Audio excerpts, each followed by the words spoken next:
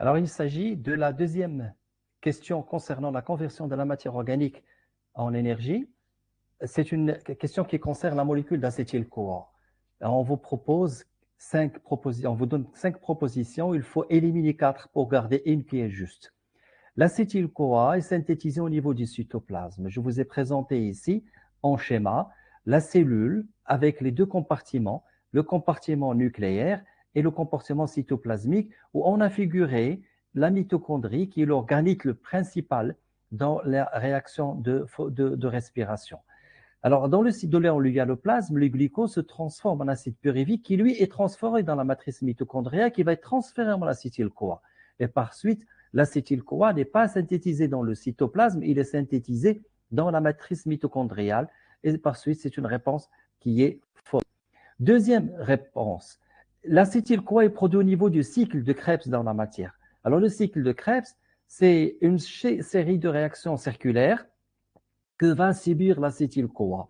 Et l'acétyl-CoA ne fait pas partie des produits réactifs du cycle de Krebs.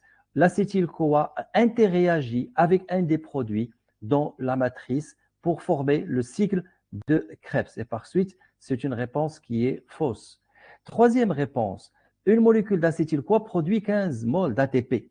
Alors en fait, vous voyez que l'acétyl-CoA va rentrer dans les séries de réactions de cycle de Krebs où il y aura formation d'une molécule de GTP qui est une molécule équivalente à la molécule d'ATP. Donc, vous avez une première molécule d'ATP qui est synthétisée. Puis, vous avez en même temps des réactions de réduction où des transporteurs d'hydrogène vont être réduits en NADH2 ou FADH2. Et ce sont des molécules qui sont hautement énergétiques qui vont subir une oxydation au niveau de la membrane interne de la mitochondrie à partir d'un NADH2 qui va être oxydé en NAD, va permettre la synthèse de 3 molécules d'ATP. L'énergie qui est conservée dans la NADH2 va être transférée dans 3 molécules d'ATP. Et si j'avais 3 NADH2, j'aurais 3 fois 3 ATP, par suite 9 ATP.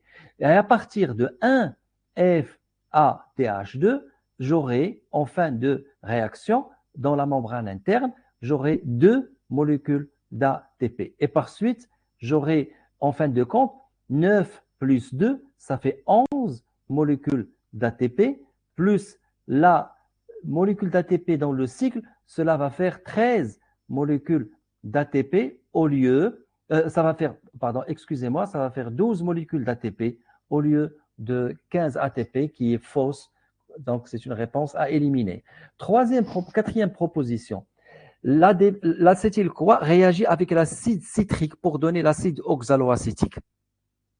Vous voyez que l'acétyl-CoA interréagit avec l'oxaloacétique ou l'acide oxaloacétique, l'oxaloacétate ou l'acide oxaloacétique pour donner l'acide citrique ou le citrate.